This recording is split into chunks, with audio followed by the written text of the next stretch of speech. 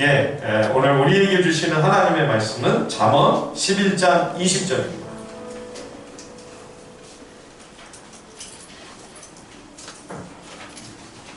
잠언 11장 20절 한 절 말씀입니다. 다 함께 한번 봉독하겠습니다. 잠언 11장 20절 말씀 다 함께 한 목소리로 읽을까요? 시작! 마음이 굽은 자는 여호와께 미움을 받아도 행위가 온전한 자는 그의 기뻐하심을 받느니라. 한 번만 더 읽겠습니다. 시작! 마음이 굽은 자는 여호와께 미움을 받아도 행위가 온전한 자는 그의 기뻐하심을 받느니라. 아멘. 이번 달까지 이제 잠언을 묵상합니다. 7월호 매일 성경을 보니까 신약의 지에서 신약의 잠언이라고 하는 야고보서를 묵상하게 되어 있더라고요. 그래서 잠언을 우리가 읽고 또 야고보서를 읽고 아주 적절한 연결이라 생각이 들었습니다.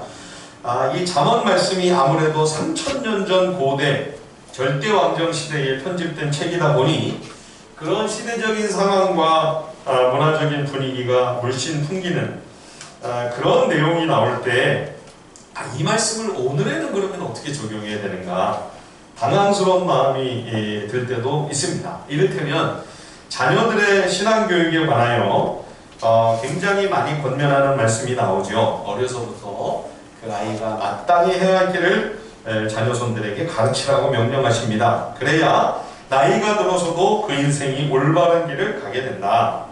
그런데 이를 위해 자녀들을 반드시 징계해야 하고 그것도 아주 상세하게 구체적으로 또 여러 번 반복해서 채찍으로 때려야 된다. 채찍으로 때려도 죽지 않을 것이다.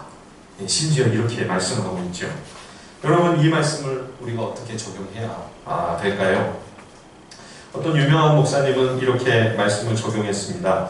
물론 오래된 이야기입니다만 그 목사님의 아들이 책에다가 생생하게 그 내용을 써놔서 제가 알게 되었는데 아버지가 우리를 훈육할 때 허리에서 가죽 흑대를 풀어서 정말 채찍으로 때리듯 그 두 아들을 그렇게 심하게 처벌을 했다고 합니다. 그 두 아들이 목회자의 길을 지금 걷고 있습니다. 다행히 저 어긋난 길을 가지 않고 훌륭하게 사역을 잘하고 있으니 참 정말 감사한 일이죠. 이걸 보면 우리 자녀손들을 부모가 키우는 게 아니라 하나님께서 친히 양육하신다는 것을 고백하지 않을 수 없습니다. 그 목사님은 잠언의 말씀을 그대로 적용하기 위해 아들들에게 가혹한 체벌을 했을 것입니다. 그렇다면 오늘날 우리가 그런 식으로 말씀을 적용하는 것이 과연 적절한 일일까요? 그러나 같은 잠언 안에서 한쪽에서는 자녀에게 채찍질하라고 했지만 또 다른 한편에서는 뭐라고 말씀하셨습니까? 자녀를 징계할지라도 결코 죽일 마음은 품지 말아라. 이렇게 권면하죠. 고대에는 체벌이 허용되고 그것이 당연시되던 분위기였습니다. 하지만 그런 상황 속에서도 잠언은 절대 부모가 분노의 감정을 가지고 자녀를 징계해서는 안 된다 말씀합니다. 채찍으로 때려야 된다. 이 말씀만 생각하면 안 되고요. 자녀를 꼭 징계해야만 하는 불가피한 상황일 때는 감정을 가라앉히고 냉정하게 접근해야 된다는 말씀도 우리는 유념해야 할 것입니다. 사랑이 전제되지 않는 징계는 자녀에게 유익하지 않습니다. 오히려 독이 될 수 있음을 명심해야 되는 거죠. 뿐만 아니라 이제는 시대가 달라졌습니다. 과도하고 지나친 체벌을 법적으로도 금하고 있습니다. 그러므로 이 말씀을 문자 그대로 적용하려는 것은 너무 무리한 성경 해석이죠. 물론 자녀 교육에 있어 징계는 반드시 있어야만 한다는 것을 우리는 잠언만 아니고 성경 전체의 가르침을 통해 그 필요성을 절실히 깨닫습니다. 자녀를 아끼고 사랑한다는 이유로 모든 행동을 무조건 용납하고 받아주는 것은 올바른 교육이 아닙니다. 성경적인 교육이라고 할 수가 없죠. 때로는 책망도, 꾸중도, 징계도 필요합니다. 다만 정말 이렇게 채찍으로 때리는 것 같은 가혹한 체벌, 폭력, 학대가 되어서는 곤란하겠지요. 성경을 글자 그대로 적용한다는 열심과 열정만으로 그렇게 행한다면 그것은 말씀을 순종하는 것이 아니라 오히려 말씀에 대한 무지를 드러내는 것입니다. 만약 우리가 모든 성경을 문자 그대로 꼭 적용해야 한다고 주장한다면 구약시대에 팽배해 있던 일부 다처제의 문화를 우리가 어떻게 해야 합니까? 분명 하나님께서는 천지를 창조하시고 인간을 지으셨을 때 아담과 하와가 가정을 이룬 것처럼 한 남성과 한 여성이 1대1로 만나 가정 공동체를 이루게 하셨습니다. 그러나 세상에 죄악이 들어오고 범죄와 타락으로 말미암아 가인의 후손들이 하나님을 거역하는 가운데 창조 질서와 원리가 무너지죠. 그래서 일부 일처제의 균열이 가기 시작하면서 일부 다처제가 나타납니다. 아브라함과 야곱과 같은 믿음의 조상들도 이러한 타락한 시대의 흐름 속에서 부패한 노도와 같은 그 물결에 휩쓸려 버리고 말았습니다. 하나님께서 연약한 저들의 허물과 그 부족함을 불쌍히 여겨 허용하시기는 했으나 하지만 아브라함과 야곱은 그 선택과 결정으로 인해 엄청난 고통과 아픔과 괴로움을 겪고 또 그 자녀들도 그 여성들뿐만 아니라 자녀들도 얼마나 깊은 상처가 있었습니까? 그래서 그것이 잘 회복이 되기까지 오랜 세월의 시련과 고난이 필요했지요. 그러므로 성경의 일부 다처제가 나온다고 문자 그대로 그걸 갖다가 우리가 적용하지 않지요. 성경에 보면 신약시대에는 노예제도도 나옵니다. 로마 제국 당시에 수많은 노예들이 있었습니다. 초대교회 공동체 안에 귀족도 있었고 시민들도 있었지만 많은 성도들이 노예의 신분이었죠. 그렇다고 해서 우리가 오늘날 성경을 글자 그대로 적용하여 노예제도를 옹호하진 않습니다. 부패하고 타락한 세상에서 한때 인간의 못된 이기심과 잔인한 죄성이 그러한 사악하고 기형적인 제도를 허용할 때도 있었지만 그러나 결국에는 성경 전체를 통해 하나님께서 말씀하신 인간의 존엄성, 유일하게 하나님 형상으로 지음받은 그러한 존재이기에 함부로 다른 사람의 자유를 결코 구속할 수 없다는 이 원칙이 하나님의 거룩한 뜻임을 누구도 부인할 수 없기 때문이죠. 또 구약시대에는 우상 숭배자를 사형에 처하는 율법이 있었죠. 우상은 파괴하고 깨뜨리는 것이 마땅한 일이었습니다. 그러나 그 법을 주셨을 당시의 이스라엘은 하나님만 섬기며 하나님만 따르는 신정 통치 국가였을 때였습니다. 하지만 오늘날 대한민국은 기독교인만 사는 나라가 아니죠. 다양한 종교적 배경을 가진 사람들이 함께 모여 사는 다원화된 사회입니다. 그런 상황에서 우상을 파괴하고 깨뜨리라는 성경을 글자 그대로 적용해서 단군상의 목을 치고 사찰에 들어가 불상을 훼손하고 사찰에 불을 지른다면 하나님께서 참 좋아하실까요? 저렇게 말씀을 잘 순종하고 있구나 기뻐하실까요? 만약 그렇게 글자 그대로 그것을 적용해야 된다면 저는 묻겠습니다. 그러면 왜 우상만 파괴합니까? 왜 불상만 깨트립니까? 구약 성경에는 우상 숭배자들 다 죽이라고 하셨습니다. 무당과 박수와 점을 치며 주술하는 사람들을 사형에 처하라고 하셨습니다. 그것도 그러면 글자 그대로 적용해야 되지 않습니까? 성경 문자주의는 대단히 위험한 발상입니다. 이는 성경에 대한 무지함에서 발원하는 심각한 부작용이죠. 얼마 전에도 음력 서울 초파일에 불교계에서 큰 행사를 치르는 자리에 일단의 교인이라는 무리가 나타나 통성기도를 하고 찬송가를 크게 부르면서 그 잔치를 방해하고 행사에 시끄러운 말썽을 빚는 문제를 일으켰다고 합니다. 그동안 팬데믹의 유행 속에서 그러지 않아도 실추되었던 개신교의 명예가 또 한 번 구설수에 오르며 수치스러운 지탄을 받고 있습니다. 여러분 거꾸로 한번 생각을 해보십시오. 우리가 지금 예배하고 있는 이 자리에 불교도나 승려들이 와서 목탁을 두드리고 불경을 외우면서 말씀을 듣지 못하게 하고 예배를 방해한다면 여러분 우리가 가만히 그냥 있겠습니까? 얼마나 화가 나고 얼마나 분노할 일일까요? 상식 수준에서 생각을 해도 있을 수 없는 일이죠. 그런 행위가 복음을 영화롭게 하는 일일 수도 없고 그렇게 해서 복음이 전해질 것도 아니고 오히려 복음의 빛을 가리며 하나님의 거룩한 이름과 명예를 욕되게 하는 일이라고 하는 사실을 왜 깨닫지 못할까요? 참 너무 안타깝고 답답합니다. 혹시 이런 사건에 대해서 믿지 않은 분들이 우리에게 비판을 하고 교회는 도대체 왜 그러냐, 믿는 사람들 도대체 왜 그런 거냐, 그렇게 공격을 한다면 여러분 변명하지 마시고요, 두둔도 하지 마시고요, 또 지극히 일부의 일이니까 하면서 꼬리 자르기도 하지 마시고 그냥 잘못됐다고 하십시오. 죄송하다, 예, 사죄하십시오. 그런 일이 절대 일어나서는 안 되는데 우리가 아직 도가 부족해서, 예, 그분들 알아듣는 말로 우리가 아직 수양이 한참 모자라 그런 못난 모습을 보여 송구스럽다고, 미안하다고 정식으로 정중하게 사과를 하십시다. 그 외에 다른 아무 변명이 필요가 없습니다. 지난주에 우리 선교주일에 김현 선교사님이 오셔서 구체적인 선교 사역에 관한 말씀이 아니고 선교주일인데도 오히려 가장 본질적인 부분에 대해서 말씀해 주셔서 더 감사했습니다. 우리는 성경책을 통해 하나님을 알게 되지만 세상은 성경이 아니라 우리를 통해 하나님을 알게 됩니다. 성도들이, 신자인 내가 바로 세상이 읽는 성경책이라고 주님의 메시지를 우리에게 선포해 주셨지요. 오늘 이 시대에 더더욱 깊이 새겨야 할 귀한 말씀이 아닐 수 없습니다. 이것이 선교의 출발점입니다. 모든 복음 전도와 교회 사역에 이것이 기초가 되고 기반이 되고 전제가 되어야만 합니다. 이러한 삶에서 출발하지 않는 모든 선교 전도 사역은 다 무의미합니다.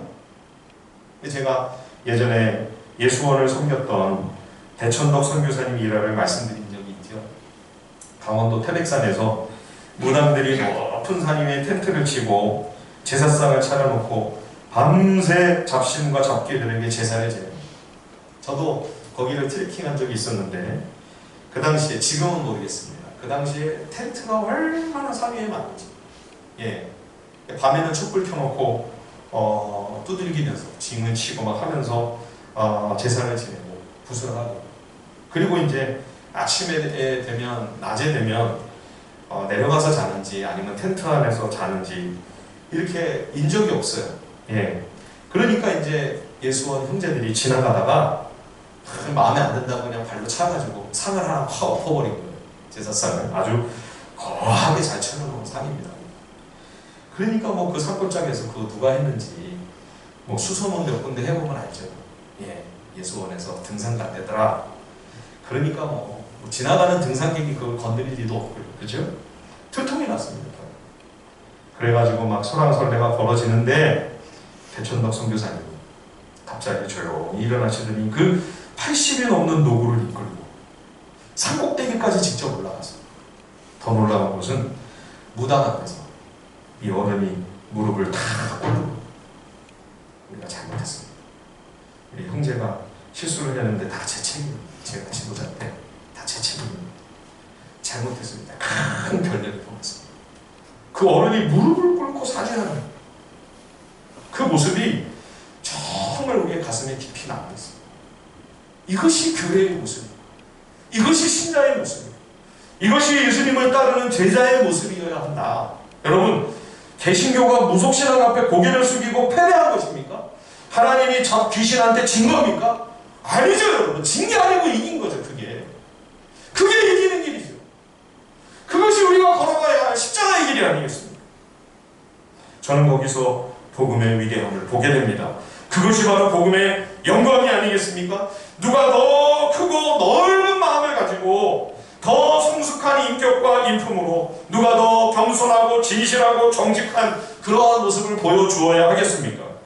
크고 자비로우신 하나님, 살아계신 하나님을 섬기는 우리의 모습이 그러해야 우리를 통해 하나님이 얼마나 대단하신 분이신지, 얼마나 크고 얼마나 선하시고 좋으신 분이신지를 세상이 눈치를 채고 우리의 삶을 읽고 세상이 주님 앞에 나오지 않겠습니까? 하나님의 크고 넓으신 은혜와 사랑의 풍요로움이, 그 자비로우심의 풍성함이 우리를 통해서, 나를 통해서 세상에 나타나야 하겠습니다. 우리가 넓은 마음을 품고 살아야 내 삶의 모습이 따뜻하고 부드럽고 마음 씀씀이가 크고 너그러워야, 온유하고 겸손해야, 그래야 하나님의 선하심이 제대로 드러날 수 있지 않겠습니까? 그러기 위해서 우리 하나님의 사람들은 온전한 인격과 성품에 이르도록 영적으로 계속 성장하고 끊임없이 성숙을 이루어가야만 합니다. 지금 우리가 묵상하고 있는 잠언을 통해서 계속 권면하시는 말씀이 온전함에 이르라. 온전함. 성도들의 가장 바람직한 신앙 인격의 성숙을 한 단어로 표현하는 말이죠. 온전함. 창세기 6장 9절에 보면 노아를 소개하며 그가 의인이요 당대의 완전한 자로서 하나님과 동행했다. 그 완전하다는 단어가 바로 오늘 본문 잠언 11장 20절에 이 온전하다는 말과 같은 단어입니다.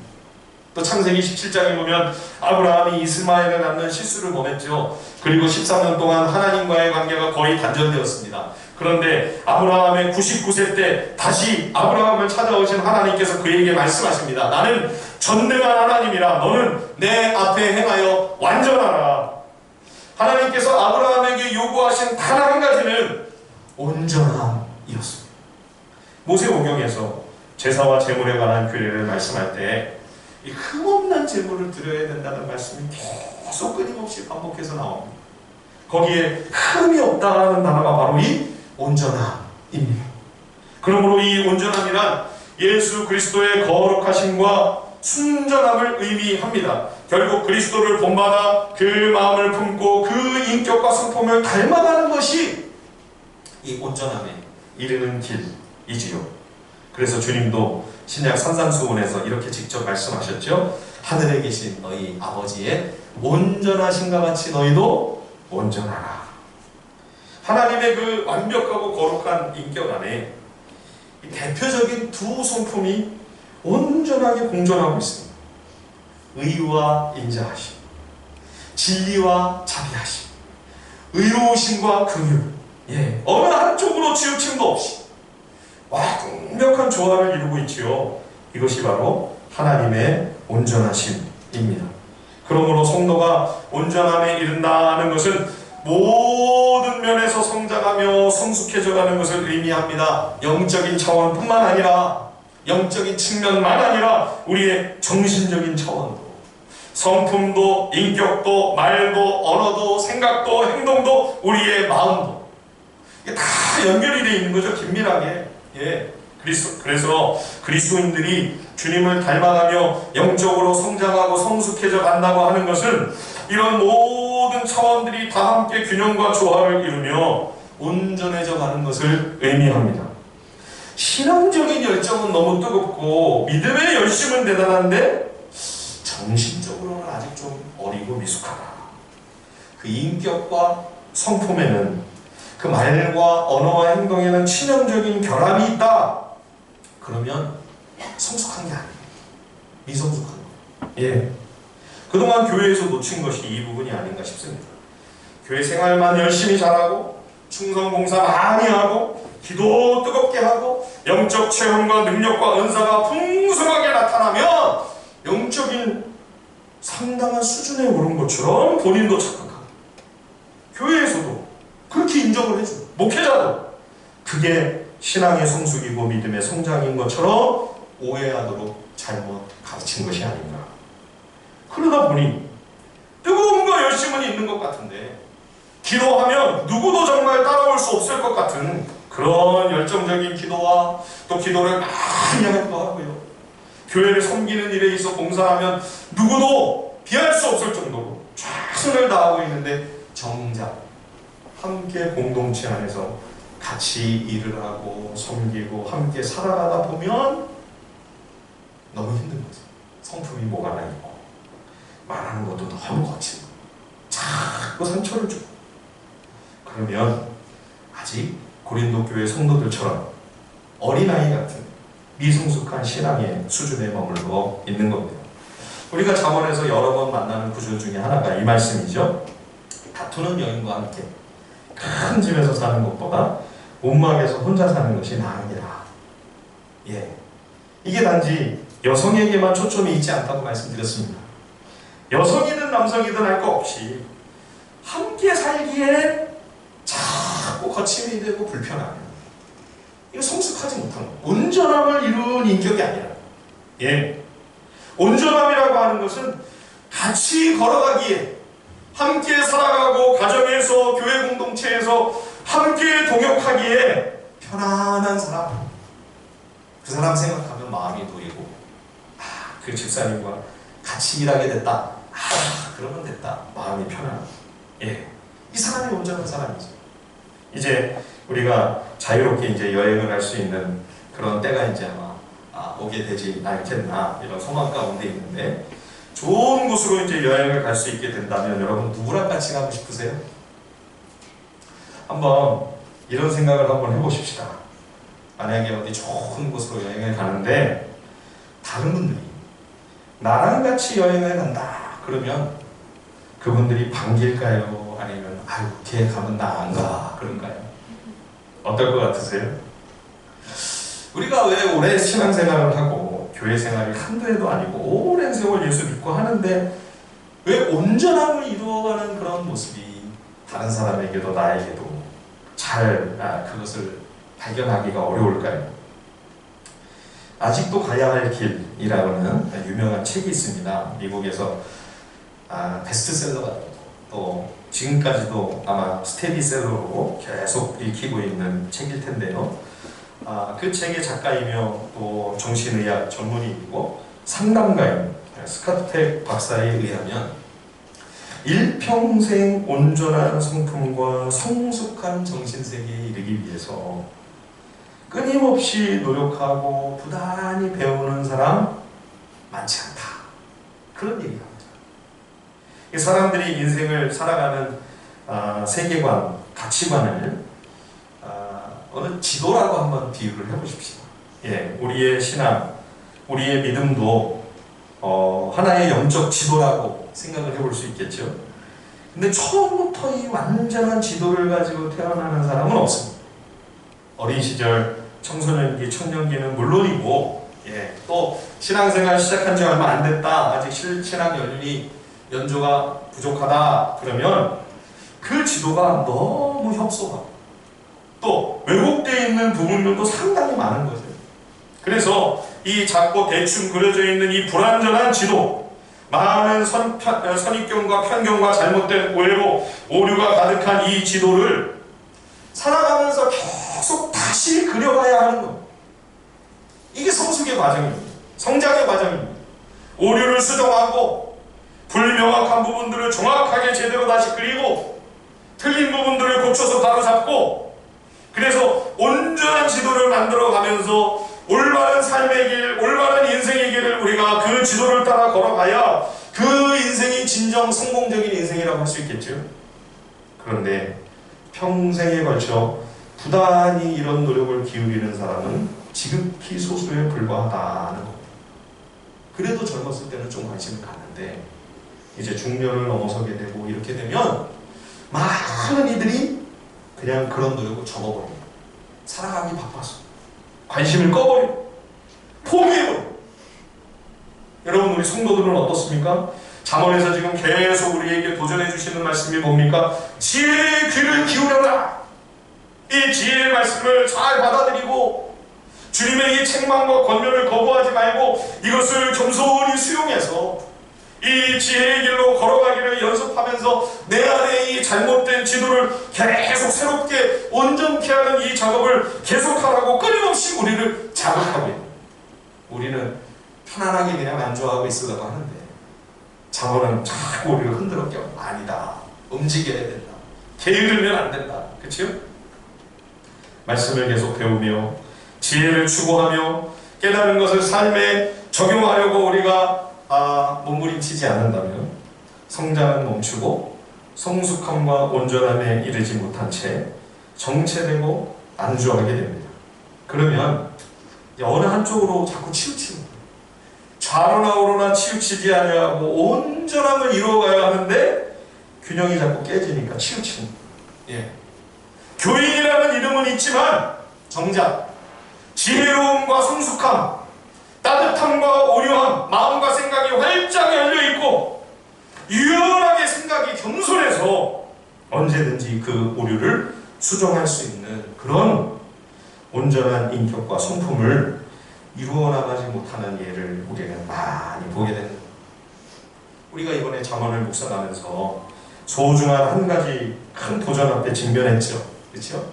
우리의 예배와 신앙의 모습, 교회에서 봉사하고 헌금을 드리는 그 속에서 하나님을 경외하며 참된 지혜와 경건이 증명되는 것이 아니라 세상에서 내 삶의 길, 내 인생길에서 내가 살아가는 그 실생활의 한복판과 삶의 현장에서 하나님을 경외함과 경건이 참된 믿음의 모습이 거기서 드러난다.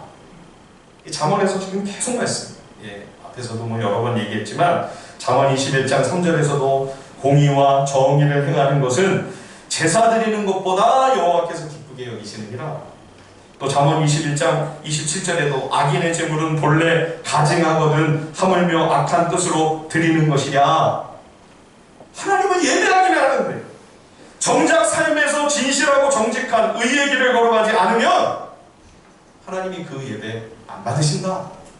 이거를 끊임없이 말씀하시는데도 이 진리의 말씀, 지혜의 말씀 앞에서 날마다 나를 돌아보지 않으면 이 부분에서 고민이 없는 거예요. 그냥 고민이 없이 사는 거예요. 성도들이 악한 길을 걸어가고 있으면서도 그래도 예배하니까 받으시겠지, 헌금하니까 좋아하시겠지, 하나님이 많은 복을 주시겠지, 실은 탐욕스러운 우상 숭배를 자행하고 있는데도 그것이 하나님을 잘 섬기는 줄 알고 착각하고 있는 그런 안타까운 재앙이 얼마든지 벌어질 수 있다는 것이죠. 잘못된 지도를 계속 고집하면서 이거를 수정하지는 않아. 그러니 신앙생활을 하면 할수록 자꾸 어긋난 길로 멀리 더 잘못된 길로 가게 되는 거죠. 호세아 6장 6절에 호세아 선지자가 이렇게 안타깝게 부르짖지 않습니까? 나는 인애를 원하고 제사를 원하지 아니하며 번제보다 하나님 아는 것을 원하노라. 지난 5월에 아버지의 이름으로 라는 영화가 개봉이 되었다고 합니다. 광주 5.18을 주제로 한 영화인 모양입니다. 이 영화에 대하여 어떤 분이 쓴 글을 제가 읽었습니다. 공수부대 장교였던 주인공이 5.18 때 무고한 시민을 살해하는 범죄를 저지르고 평생을 양심의 가책에 시달리게 됩니다. 사랑하는 아들이 하나 있는데 아들이 그 사실을 알게 됐습니다. 그래서 아버지에게 권면을 하는 거죠. 아버지 그렇게 괴로워하지 말고 솔직하게 잘못했다고 공개적으로 양심 선언을 하고 피해자들에게 사죄를 하십시오. 행복하게 그렇게 이야기를 했는데 그래 알겠다 하고 차일피일 미루다가 외국에 갔던 아들이 교통사고로 갑자기 세상을 떠난 겁니다. 그래서 이 주인공이 더 큰 괴로움 가운데 이제 살게 되는데 이분이 이제 대리운전을 하면서 생계를 이어가고 있었는데 우연히 자주 대리운전을 맡게 된 회장님이 알고 보니까 과거에 그 쿠데타를 일으켰던 장군들 중에 한 사람이었다. 그래서 그 광주 사건이 있을 때 높은 상관이었다. 그 사람은 별이고 주인공은 대위고. 그런데 그 상관이 자기의 과거에 대한 반성이 전혀 없는 모습을 느끼면서 속으로 분노하고 나중에는 이제 그 장군도 자기 부하였다는 것을 알게 됩니다. 이 사람이 양심의 가책으로 괴로워하고 있다는 사실도 알게 됩니다. 그래서 이제 위로하는 거예요. 그럴 필요 없다고. 어쩔 수 없는 일이었지 않냐고 위로를 하면서 뭐라고 하냐면 교회를 나오라고 전도를 하는 거예요. 갑자기 교회 나가서 하나님께 용서 구하면 다 용서해 주시니까 마음이 편안해질 거야 하면서 뜬금없이 전도를 하는 대목이 거기 나온다는 거죠. 과거의 잘못에 대한 반성과 온전한 회개는 없이 그저 내 괴로운 양심을 달래기 위해 하나님을 이용만 하고 있는 전형적인 우상숭배의 모습인 거죠. 요즘 영화나 드라마에서 살짝 스치는 한 장면에도 교회나 교인들에게 대하여 바람직하고 긍정적이거나 아름답게 묘사되는 예는 거의 없습니다. 이거를 여러분 너무 또 불만을 가지실 필요가 없어요. 왜냐하면 세상이 지금 교회를, 교인들을, 우리를, 나를 그렇게 보고 있는 겁니다. 저 사람들은 똑같이 약한 짓 하고, 아니 심지어 더 못된 일을 마구 자행하고서는 교회에 가서 해결을 하면 다 용서해 준다니 얼마나 편안하게 세상 사는 사람들이냐. 그러면서 우리를 향해 불평, 불만 정도가 아니라 이제는 분노하고 분개하고 있음을 알아야 돼요. 세상이 지금 그렇게까지 교회를 보고 있다는 거예요. 그러니까 복음이 막혀있지. 젊은 사람들만 교회에 대해서 삐딱한 시선을 가지는 게 아닙니다. 세대를 막론하고 완전히 다 마음을 받고 얼마나 차갑고 냉소적인 반응을 보이는지 모릅니다. 요 몇 달 전에 전두환 씨의 아들이 신학교 가서 목사가 됐나, 그런 뉴스가 화제가 되었습니다. 왜 그런 기사가 나왔나 보니까 극동방송에서 이제 그 부부를 인터뷰를 한 모양이에요. 그래서 그 내용이 기사화가 된 거죠. 아들이 아니라 본인이라고 해도 예수님 믿을 수 있죠. 예수님 정말 믿게 되면 너무 감사한 일이죠. 또 주님이 사명 주시고 소명으로 부르셨다면 신학교 가고 목사 안수 받을 수 있습니다. 그게 뭐 잘못된 일이 아니죠. 그러나 지금 아무런 반성도 철저한 사죄도 어떤 보상도 배상도 없는 상황에서 슬퍼하고 분노하고 한맺힌 그런 사람들이 얼마나 지금 아직도 많은데, 그렇게 인터뷰를 하고 기사가 먼저 나오니까 참 안타까운 마음이 들었습니다. 그 인터뷰 중에 기사를 보니까 아마 인터뷰 중에 그런 얘기를 했던 모양입니다. 자기가 신학 공부를 하고 목사 안수를 받아서 이제 교회를 시작하면 아버지가 그 교회에 나온다고 약속을 했다. 이런 기사를 사람들이 보면 복음에 대해서, 교회에 대해서 어떻게 생각을 할까요? 정말 회심하고 진짜 예수를 믿는다면 잘못을 깊이 반성하고 아직도 여전히 가슴앓이를 하며 마음의 울분과 한을 깊이 품고 있는 피해자들을 향해 진심으로 사죄를 하고 용서를 구하고 또 철저하게 그런 피해를 보상하고 배상하기 위해 노력하는 모습이 있어야죠. 추징금부터 내야죠. 추징금부터. 돈 없다고 우리 말 내밀지 말고. 삭개오가 회심하는 장면 우리가 성경에서 목격하지 않았습니까? 그가 예수님을 집에 모시자 말자 하는 말이, 내가 이웃에게 피해를 입힌 일이 있으면 그 손해를 내외로 보상하겠습니다. 율법에 기록된 그대로 말로만, 입으로만 아니라 실제적인 손해배상과 피해 보상을 먼저 성심성의껏 행하죠. 그것도 모자라서 거기에서 그치는 것이 아니라 내 소유의 절반을 떼어서 가난한 이웃들과 나누겠습니다. 신학을 하고 목사 되는 게 중요한 게 아닙니다. 꼬박꼬박 빠지지 않고 교회에 출석하고 예배에 참여하는 교인이 되는 것보다 더 중요한 것은 철저한 회개입니다. 온전히 돌이켜야죠. 그게 진짜 예수 믿는 거죠.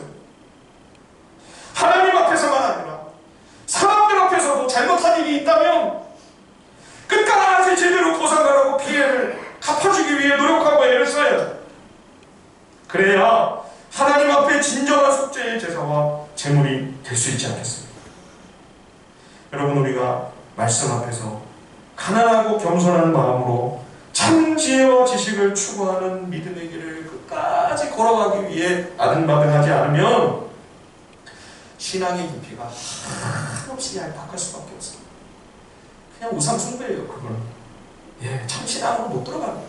진정한 생명길로 못 들어가는 겁니다. 그의 신학과 그의 삶과 인격과 성품이 주님을 닮은 온전함에 이르는 신앙 성장과 성숙과는 거리가 먼, 오히려 참 민망하고 추하고 극단으로 치우쳐 있고 일그러진, 균형을 완전히 잃어버린 안타까운 모습으로 얼마든지 굳어져 버릴 수 있습니다. 그런 예가 훨씬 많습니다, 여러분. 왜냐? 주님도 말씀하셨잖아요. 믿는다고 하는 사람들도 좁은 길로, 좁은 문으로 가려는 사람이 별로 없다. 그 길이 좁고 협착하여 찾는 이가 적습니다. 대부분 넓은 길로, 넓은 문으로 그냥 행하려고 하는 거예요. 그래서 여러분, 잠언에서 끊임없이 우리에게 권면하는 말씀이 내 마음 중심을 잘 돌아봐야 된다. 예. 이 구약 성경 전체에서 마음이라는 단어가 한 400번 나오거든요. 잠언에서만 100회 정도가 사용되고 있습니다. 그러니까 이 잠언이 얼마나 마음에 대해서 깊은 관심을 갖고 이 지혜의 말씀을 거울처럼 내 마음 중심을 깊이 비춰보고 돌아볼 것을 요구하는 거죠. 만물보다 부패한 것이 내 마음이기 때문에. 예. 사람의 행위가 자기 보기에는 모두 정직하여도 여호와는 마음을 감찰하시느니라. 내가 내 마음을 정하게 하였다. 내 죄를 깨끗하게 하였다 할 자가 누구냐? 네. 이 마음이 얼마나 간사합니까? 내 마음이 얼마나 간교합니까? 아주 잠언에서 보면 상세한 표현들이 나오죠. 예를 들면 잠언 20장 14절에 물건을 사는 자가 좋지 못하다 하다가 돌아간 후에는 자랑하느니라. 물건 살 때는 깎으려고 별로 안 좋다, 비싸기만 하다, 그러다가 이제 잘 흥정을 해서 싸게 사가지고 가져가놓고서는 사람들이 오면 이거 좋은 거를 싼 가격에 샀다고 자랑을 들어놓는다는 거죠. 앞뒤가 다른 모습, 두 얼굴, 이중적이며 시종일관하지 못한 내 모습을 이 말씀의 거울 앞에 자꾸만 비춰보는 거예요. 요즘 제가 말씀을 묵상하다가 언뜻 이 말씀을 생각하면서 제 자신을 돌아보는 가운데 지난 일들이 자꾸 스쳐가면서 후회가 됩니다. 제가 철이 이제 좀 달라고 하나 봐요. 예. 후회되는 일들이 얼마나 많았지. 좀만 더 성숙하고 조금 더 온전한 모습으로 그렇게 말을 하고 그렇게 관계를 잘 맺고 그렇게 했었다면 얼마나 좋았을까. 어제도 아내랑 얘기를 했지만 돌이켜보니 얼마나 속이 좁고요, 관대하지도 못했고 더 넓은 아량으로 품고 이해해주지 못했고 왜 그렇게 무심하고 지혜롭지 못했는지, 왜 그렇게 생각이 편협하고 치우쳐 있었는지, 좀 더 멋있는 모습으로 주님의 선하심을 보여주었더라면 얼마나 좋았을 텐데. 후회가 막심해. 그리고 다 일일이 찾아가지고 어떻게 용서를 구할 수도 없는 일이고. 그래도 어제 한 분 목사님은 연락처가 있더라고요. 제가 그 선배 목사님께 참 실망을 많이 끼쳐드리고 섭섭하게 해드린 것이 생각나서 제가 오늘은 꼭 메일을 써서 사주의 장문의 메일을 제가 보내드리려고 합니다. 받아주실지는 모르겠으나 사랑하는 여러분, 주님이 나를 구원하신 목적은 주님 닮은 온전한 하나님의 사람으로 빚으시기 위함입니다. 우리가 주님과 주님 나라를 위하여 가장 크게 기여할 수 있는 길이 뭘까요? 무슨 대단한 업적을 이루고 큰 성공을 해서 많은 헌금을 주님께 드리면 될까요? 아닙니다. 잠언이 우리에게 말씀해주고 있습니다. 성숙한 하나님의 자녀로 계속 성장해 가야 한다. 하나님의 선하심과 아름다우심을 드러낼 수 있는 온전한 사람, 진정한 지혜자로 세워져 가라. 이 귀한 주님의 음성을 가슴에 새기고 주님이 나를 부르시는 그 시간 그 순간까지 내 눈에 흙이 들어오는 바로 그때까지 저와 여러분들이 멈추지 아니하고 끊임없이 온전함을 이루어가는, 그래서 하나님의 선하심과 의로우심과 자비하심이 우리를 통해 이 땅에 나타날 수 있는 복된 주의 백성들이 될 수 있기를 우리 주님의 이름으로 간절히 축원드립니다.